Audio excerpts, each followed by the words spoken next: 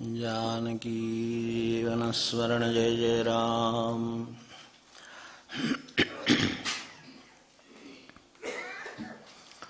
ज्यांच्या कृपेने मुखी नाम येते, शब्दे जयांच्या समाधान टिकते, त्या ब्रह्मचैतन्यदयानिधीते, साष्टांगमी वंदिये एकाग्रचित्ते। सद्गुरुनाथ महाराज की जय, सब संतन की जय।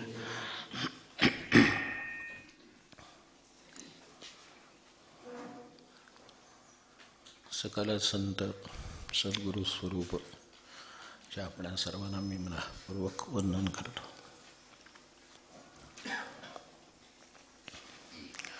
कारण दोन आहेत की ऐकणारी ही सगळीच संत मंडळी आहेत, पण त्यातही ते सूक्ष्माचे असल्यामुळं कुठेही कधीही कुणाही बरोबर कुणाचंही काहीही ऐकायला ते तयारच। आपणही असता, पण तरीसुद्धा शेवटी आपल्याला येण्यामध्ये काही कष्ट, प्रवास, अडचणी या गोष्टी खूप आहेत, याची मला कल्पना आहे। आत्ताचं आपल्याचं चहापाणी वगैरे झाले ना बरोबर,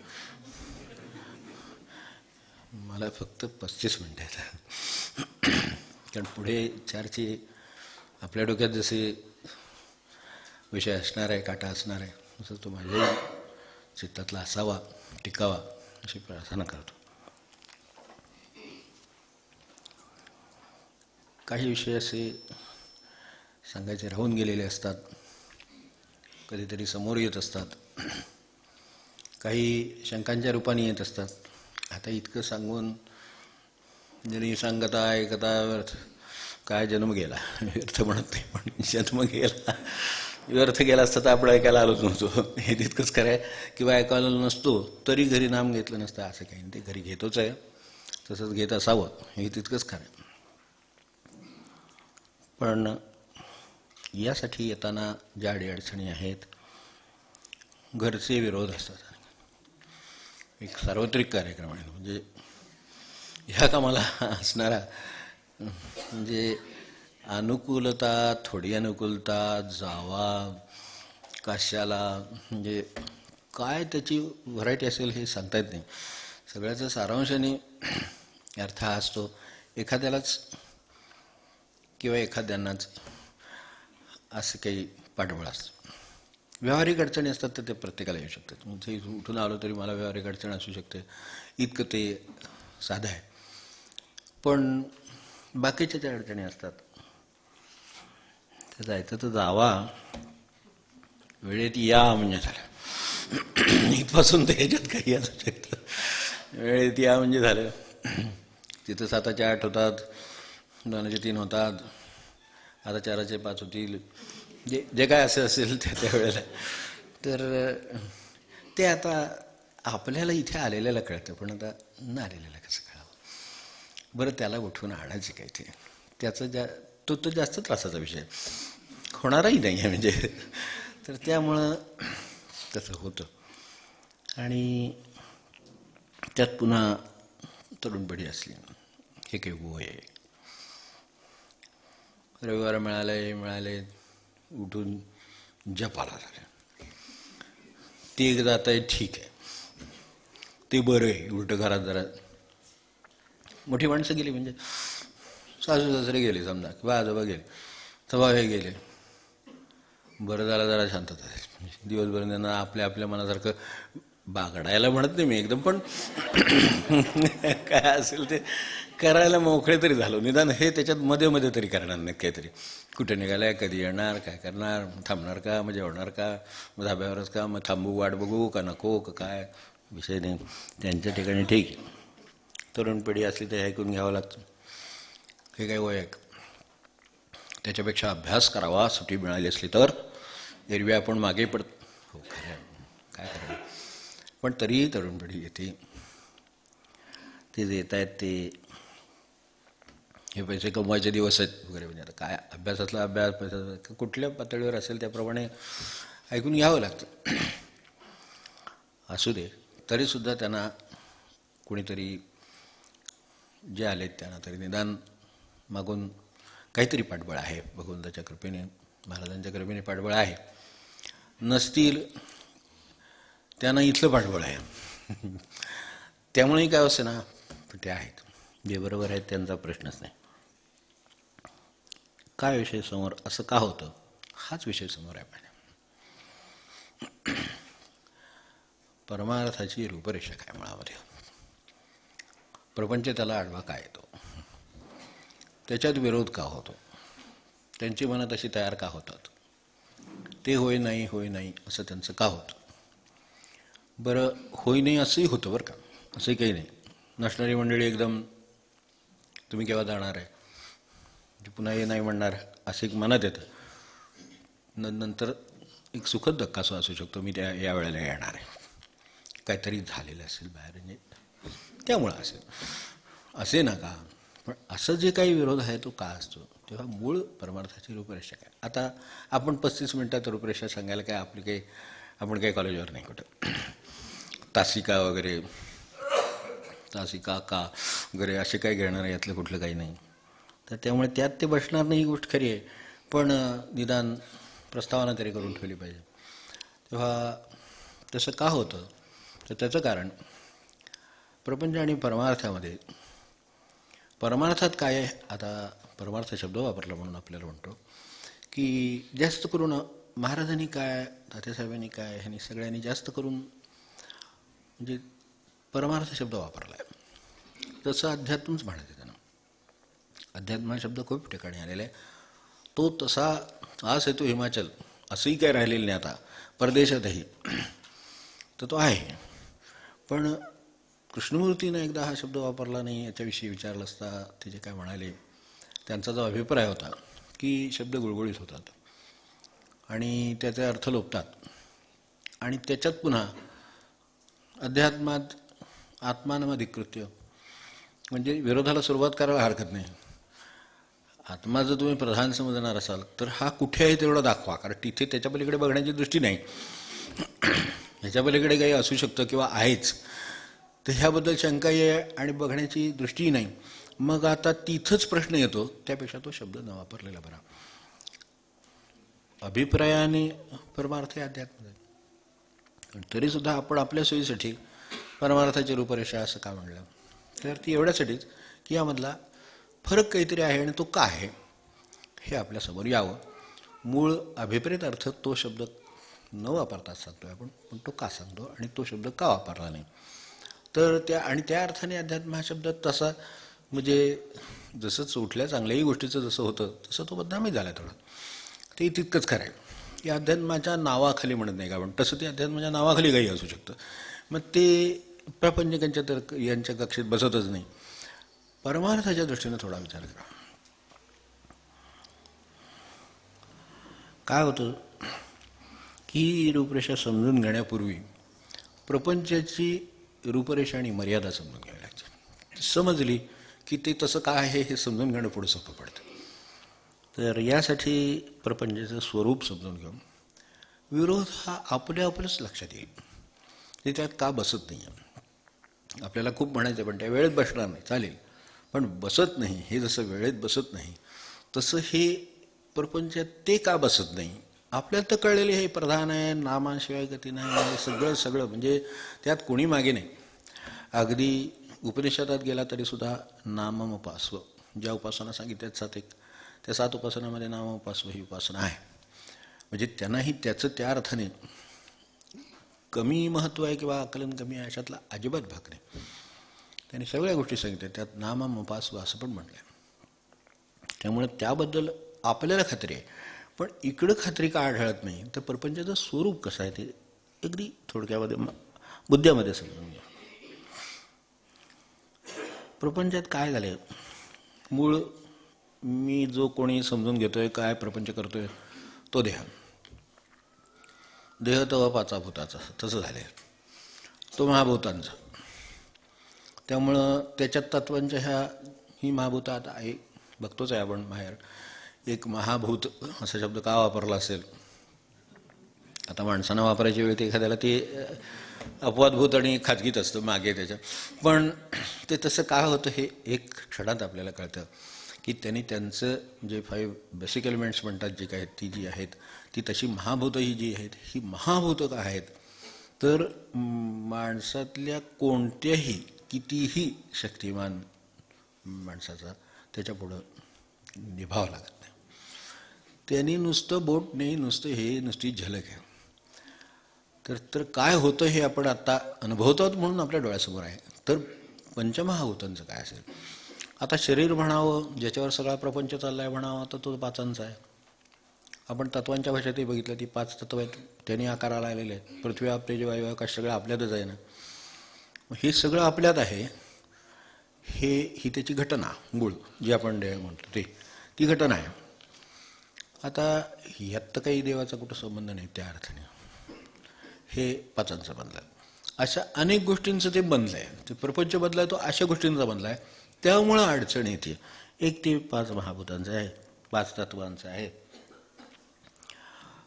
कर्मेंद्रियांचं आहे, हातपाय आहेत, डोळे आहेत, सगळी कामं करणारी जी इंद्रिय आहेत आपली ती सगळी आहेत. प्रपंच सगळ्यात त्यांनी चालतो आहे हे आपल्याला माहिती आहे.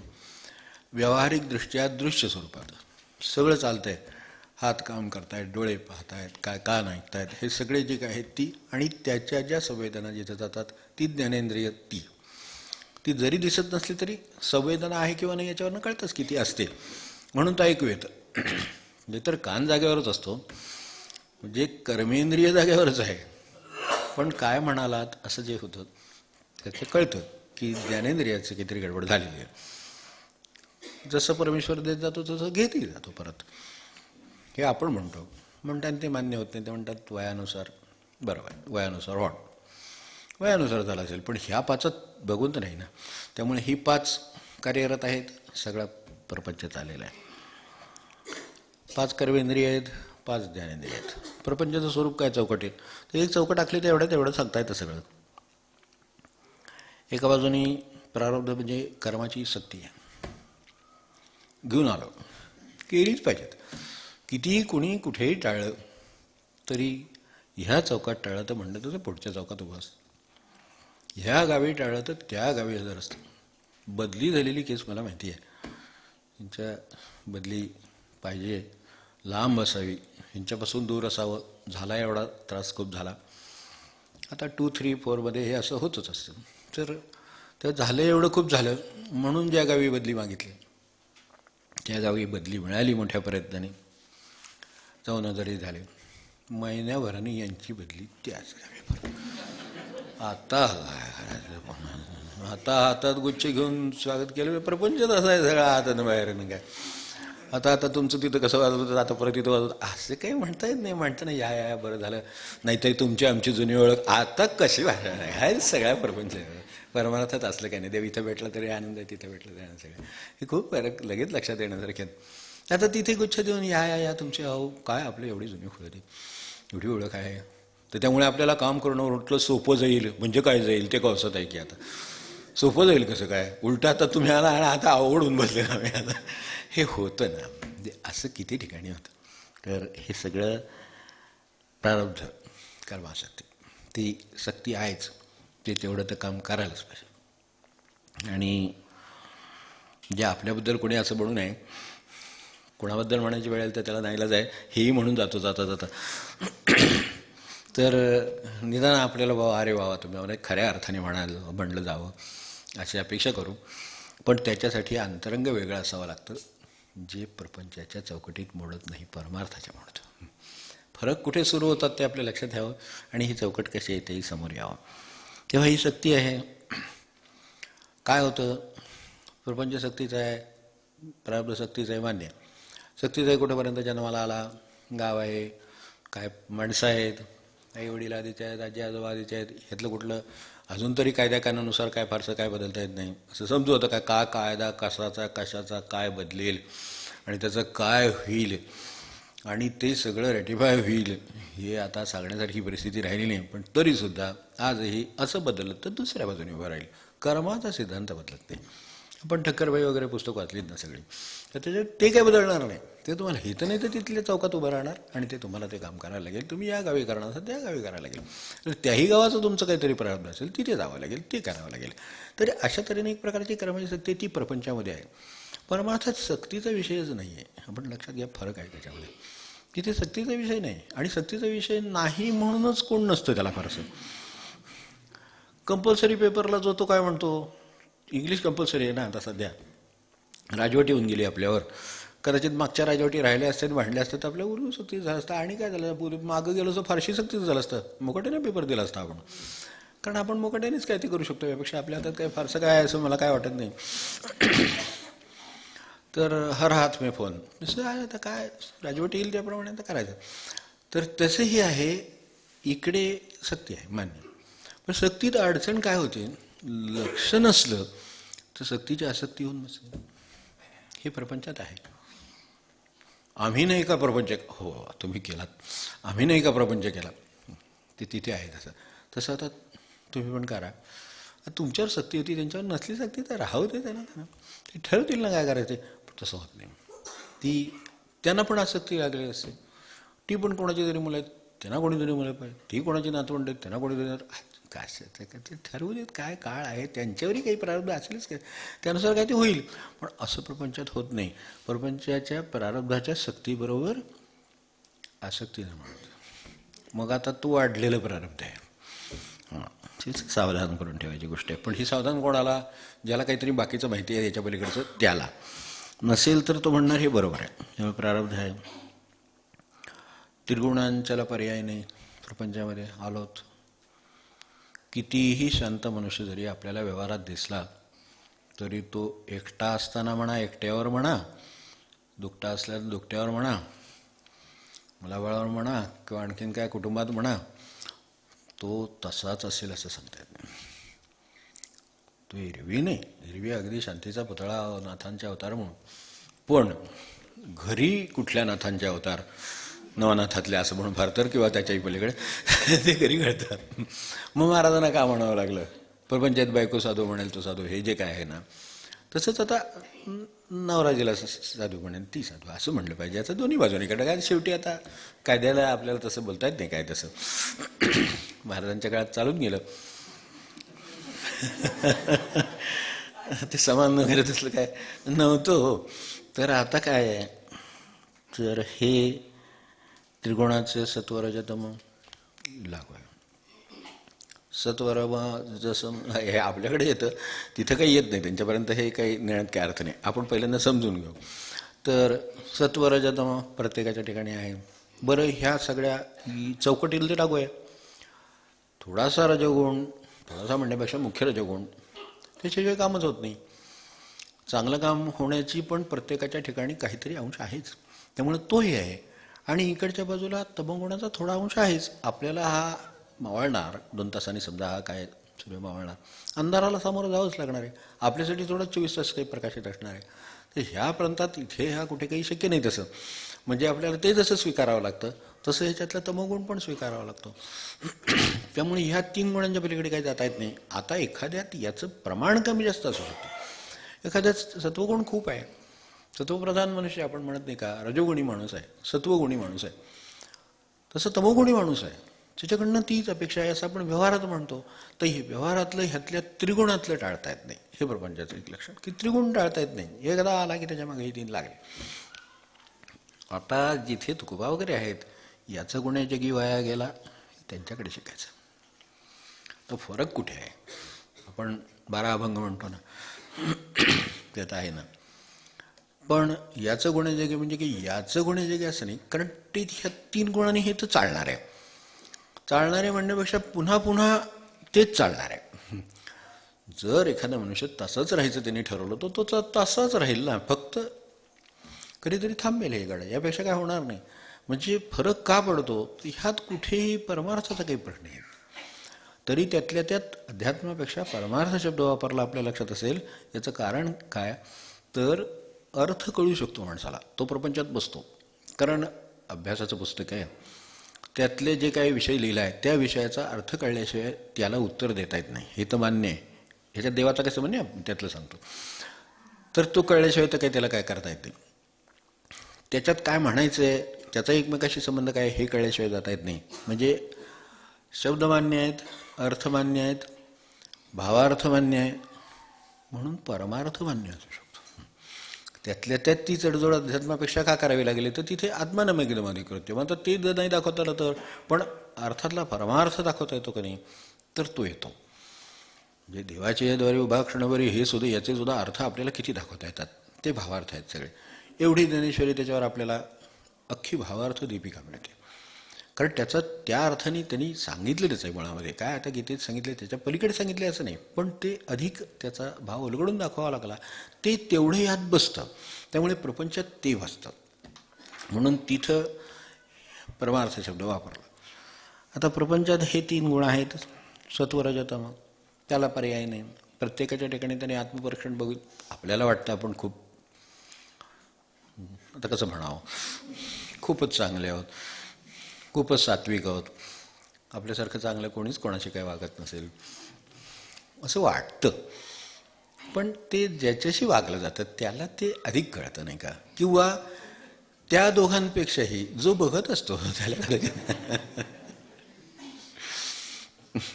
काय मुलगा सून असू देत, ते आजी आजोबा असू देत, नाही तर आई वडील असू देत, ते काय वागतायत हे बाकीची जी 2 आहेत त्यांना जास्त कळतं. आजच समजू वाटलं तर, पण कळतं. तेव्हा त्रिगुणांचे अस्तित्व कळतं. तिसरं आहे की मनुष्याला त्रिकाल चुकला नाही. हे सगळं कळायला अथर्वशीर्ष चांगलं कळलं असेल तर अधिक उपयोग होईल. तर त्रिकाल चुकले नाहीत.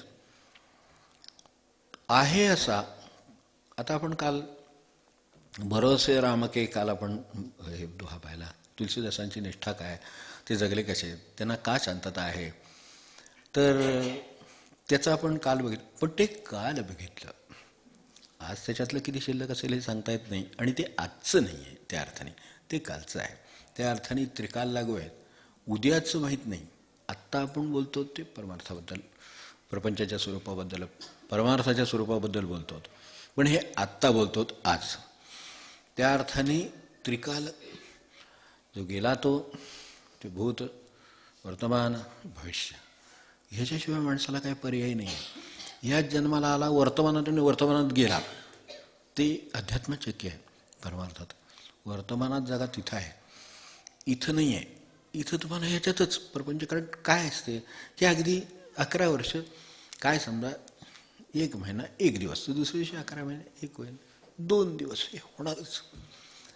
कालाची जी काल आज उद्या ही जी विभागणी आहे ही लागूच झाली प्रपंचात. कुठेही गेलं तरी ही कालाची विभागणी लागू झाली, त्यात काही मागंपुढं होत नाही. त्या अर्थाने भूत, भविष्य, वर्तमान आपल्याला लागू झालं, याला काय पर्याय नाही. हे सगळं प्रपंचाचं स्वरूप म्हणून 3ही अवस्था माणसाला लागू झाल्या. जागृती आपण असोच, म्हणजे अशी मी आशा करतो, म्हणजे मला खात्रीच आहे की आपण जागे असाल. चहा झाल्यामुळे असाल, लवकर संपेल ह्यानं असाल, काही असेल, पण कुठल्या तरी कारणाने आपण जागे आहोत की नाही, मग जागृतीत आहे. स्वप्न तर आपल्याला, म्हणजे आता मी काय म्हणते कोणाला कसे, पण खूप काहीतरी आपण झालो वगैरे असं, पण खूप लोक आपल्या कार्यक्रमाला तिथून टाळावं असं, माणसं उभी आहेत, पुढची तारीख आम्हाला मिळेल. काय कोणाची स्वप्न असेल काय सांगता येत नाही, म्हणजे केव्हाची तारीख आहे नाही, सध्या 3 महिने तरी काही सांगता येत, 2 वर्षाच्या तारखा गेल्या. हे आपण काय त्याच्या स्वप्नात येत असेल, किंवा एकदम असं येत असेल करायची की एकदम हिमालयाच्या टोकावर उभे आहोत, तो विक्रम करणारे फक्त आपणच आहोत, कारण एका पायावर आपण हिमालयावर असं कोणी उभं राहिला नाही. काय कोणाचं काय असेल काय सांगतायचं. नाहीतर एकदम गाडी अंगावर आली आणि आता कुठं पळ, म्हणजे काय स्वप्न अवस्था आहे ना. ठीक, आता काहींना निस्वप्नच होत असते, हेही मान्य आहे, पण तरीसुद्धा स्वप्न म्हणजे अवस्था आहे. तेव्हा जागृती आहे, स्वप्न आहे, आणि सुषुप्ती पण आहे. ती त्यातली की जी गाढ झोप आहे, काय नाही. आणि खरोखरच माणसाला गाढ झोप लागते, आणि त्याला गेलेला काळ कळत नाही, काळाच्या अधीन असून गेलेला काळ कळत नाही, अशा तऱ्हेच्या 3 अवस्था त्याला आहेतच ना. म्हणून आता हे जर आपल्या भाषेत दरवेळेला आपण मागे तिकडे गेलात तर परमार्थात सारखा हा शब्द कुठेतरी येईलच, या सगळ्याच्या बाबतीत येईल. आत्ता आपण म्हटलं की हे कळला गोया आम काय तम काय जागृती स्वप्न तर त्याच्याही पलीकडे काहीतरी अवस्था आहे तिथे अभंगात येऊन गेला असेल. मी त्याची काही आठवणी करत नाही सगळ्याच्या, कारण बसणार नाही तेवढ्यात ते. तर ह्या 3 अवस्था लागू आहेत, प्रपंचाला लागू आहेत. कुणाचाही प्रपंच घ्या, राजा रंक, मी सगळ्यांच्याबद्दल होतो हे सग कुठलाही राजा रंक काणी कोणी माणूस घ्या, त्याला हे सगळं लागू आहे. त्यामुळे 3 अवस्थांच्या पलीकडे जाता येत नाही. देहाच्या अवस्था आहेत प्रपंचामध्ये, कोणालाही टाळल्या नाहीत. आणि ज्यांनी टाळायचा प्रयत्न केला, अपवादभूत ययातीपर्यंत आपण ज्यांनी वाचलं असेल त्यांना आठवत असेल, ज्यांनी टाळायचा प्रयत्न केला त्यांना ते अनैसर्गिक होऊन शेवटी त्यांना जावं लागलं. हे तर खरं आहे. 3 अवस्था मी म्हणतो त्या देहाच्या आपल्याला माहिती आहेत. बाल्य आहे, तारुण्य आहे, वृद्धाप्य आहे. यातलं कोणाला चुकलं आहे? लहान तो तसाच लहान राहिला, तरुण तो तसाच तरुण राहिला, आणि वृद्ध तो तसाच वृद्ध राहिला. आता हे कोणाला प्रपंचाच्या चौकटीत चुकलं नाही. यातलं काही आपल्याला चुकत नाही. आता आपले प्रयत्न, आता मी त्याबद्दल बोलत नाही. लोकांनी म्हणावं की वाटत नाही वय तुमचं एवढं, अगदी विश्वास बसत, हे ठीक आहे, म्हणजे याबद्दल मला काय म्हणायचं नाही. केवढा बाजार चाललाय त्याच्यावर. त्यामुळं त्याबद्दल पण टळतंय का? तिथं तुम्हाला जर विचारलं आधार कार्ड दाखवा किंवा काय असेल ते, तर कळतं ना त्याच्यावर की हे तर 55, हे 50, हे 25, कळतं ना तिथं. तुम्ही मस्त म्हणाल मी 30 अगदी हो छान आहे, पण आता तोंडावर छान म्हणणार ते सुद्धा आत बाहेर आहे प्रमाण. त्या अर्थाने देहाला 3 अवस्था आहेत, त्या माणसाला चुकत नाहीत. त्या स्वीकारणं हेच योग्य असतं. बाल्य, तारुण्य, वृद्धाप्य, ही 3ही समज. आणि 3ही अवस्थेत जे त्याच्याशी जुळून असतात त्यांना परमार्थाचीच गरज लागते, तेव्हा ते जुळून राहता येतं. तर यात प्रपंचाच्या चौकटीत ते येतं, ते झालं. देहा जन्माला आलो तर मला जन्म आणि मृत्यू ही 2 कुठल्याही प्रपंचकाला लागू झाली. ही फक्त आज फक्त प्रपंचाची प्रस्तावना करतात की प्रपंचाचं आणि का परमार्थाचं असं होतं, आणि त्यांच्यात ते का तसं नसतं काही ठिकाणी, आणि असा त्याने विरोध किंवा विचार का करत नाहीत. तर ती ह्या चौकटीत आहेत आणि हे त्यांच्या लक्षात येत नाही. त्याला काय करायचं? ह्या चौकटीत हे आपल्या लक्षात येतं. पार करीत असे परा, वाणी पण पार करीत असे परा, स्वप्न जागृती सुषुप्तीतही ते ठेवणं शक्य आहे. असं काहीतरी आपल्याकडे आहे, असं आपल्याला परमार्थाच्या ओळखीशिवाय शक्य नाही, सत्पुरुषांच्या ओळखीशिवाय शक्य नाही. नाहीतर आपण ह्याच्यातच असतो असंच वाटत राहणार. तर या अर्थाने जन्म लागू तसा मृत्यू लागू, तसेच राहिले. ते कोण राहिले? योगी वगैरे राहिले, तैलंग स्वामी होते, राहिले 700 वर्ष राहिले. अजूनही काही योगी असतील महाराजांच्या काळात, आपण चरित्रात वाचतो. पण ते वेगळाच विषय, तो प्रपंचातला नाहीच आहे. ते जर प्रपंचात असते तर ते त्याच्या वेळ झालं, 70ला गेला, 60ला गेला, 50 काय जे असेल ते त्याला गेलं. त्यामुळे जन्म मृत्यू ही चौकट लागू. 3 बंध आहेत ते लागू आहेत. दिक्काल आपल्याला माहिती आहे. इथे बसलो आहे हे आता आपल्या तिथे थोडीशी संबंध येतो म्हणून नाना इथेही आहेत, आणि नाना महाराज इतर 4 शिष्यांच्याकडे जेवायला पण आहेत, काय पूजेला पण आहेत. असं काही आपल्याला शक्य नाही. आणि केलं तर इथे ह्या प्रपंचाच्या चौकटीत घोटाळा आहे. तेव्हा आणि घोटाळे करायचे जे क्लोनिंग वगैरे चालले तो घोटाळा आहे, पुढे त्याचा महाघोटाळा होणार. तर हे असलं काही शक्य नाही. इथे म्हणजे इथेच, ही स्पेस व्यापली म्हणजे इथेच व्यापली. ती आत्ता तिथं नाही, ती बाहेर नाही, तिथे नाही, गावात नाही, दुसरीकडे नाही, घरात नाही, कुठे नाही, इथे आत्ता आहे म्हणजे इथे आहे. दिक लागू, काल लागू, आणि तिसरं माया लागू. त्यात मायेत नसलेलं कोण असा विचार केला, मायेच्या अतीत झालेला विचार केला तर कोण आहे? कोण नाही. प्रत्येकजण मायेत सापडलेला आहे. तेव्हा त्या अर्थाने हे 3ही बंध लागू आहेत, दिक, काल आणि माया. आता मला काय म्हणायचं नाही, आता वेळेचं फारच हे आहे, पण मला सांगा, हे सगळं असं असायला काय हरकत आहे? असू दे की, कोट्यावधी लोकांचं ते आहे. आपण एवढा विचार करायला कशाला बसलोय?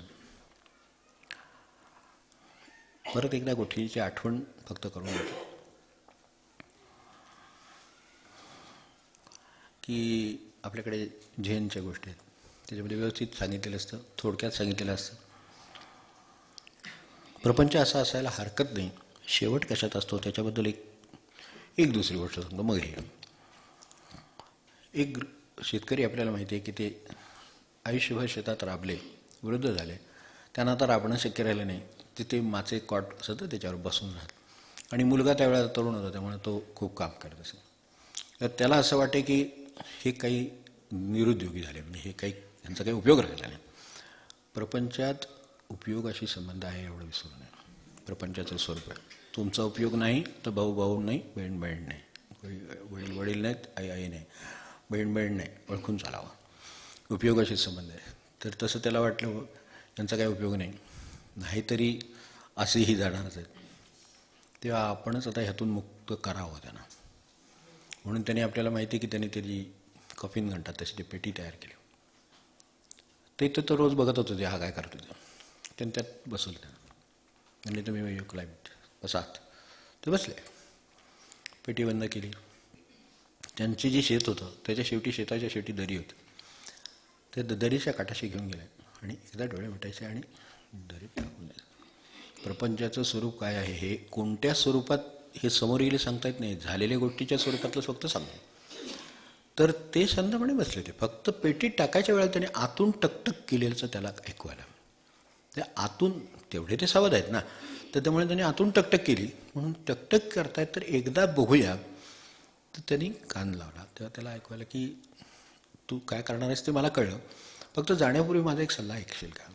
तर म्हणलं आता एवढं म्हणतात तर त्या शेवटचा एखादा शब्द असेल, असू दे, जाऊ दे, आपल्याला काय कुठं, शेवटी माणसाला दादांचा ह्याचा स्थावराचाच लोभ असायचा, तर त्यातलं काहीतरी सांगतील. म्हणून त्यांनी पेटी उघडली. ते पेटीतून त्याला म्हणाले की तुझा बेत मला कळला, तर मी असंही दरीत जायला तयार आहे. याला तयारी लागते झेनची. ते प्रपंचात बसत नाही, प्रपंचाच्या आकलनात बसतात.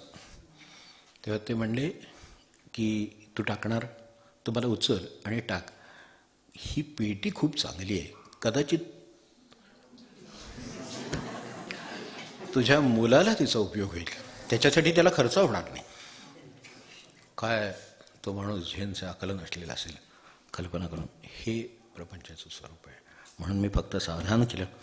बाकीच्या गोष्टी होत्या तर त्याच्याबद्दल आत्ता काही सांगत नाही, कारण माझं शेवटचं मिनिट आता राहिलं. ते आपण आता फक्त भगवंताचं स्मरण करू आणि थांबू. सद्गुरुनाथ महाराज की जय. अवधूत चिंतन श्री गुरुदेव दत्त. महारुद्र हनुमान की जय. मंगलमूर्ती मोरया. पुंडलीक वरदारी विठ्ठल श्री ज्ञानदेव तुकाराम पंढरीनाथ महाराज की जय. सब संतन की जय. अनंत कोटि ब्रह्मांड नायक राजाधिराज सच्चिदानंद सद्गुरु श्री ब्रह्म चैतन्य महाराज की जय. सद्गुरु ब्रह्मानंद महाराज की जय. श्री तात्या साहेब केतकर महाराज की जय. श्री माणिक प्रभु महाराज की जय. जय रघुवीर समर्थ. जानकी जीवन स्मरण जय जय राम.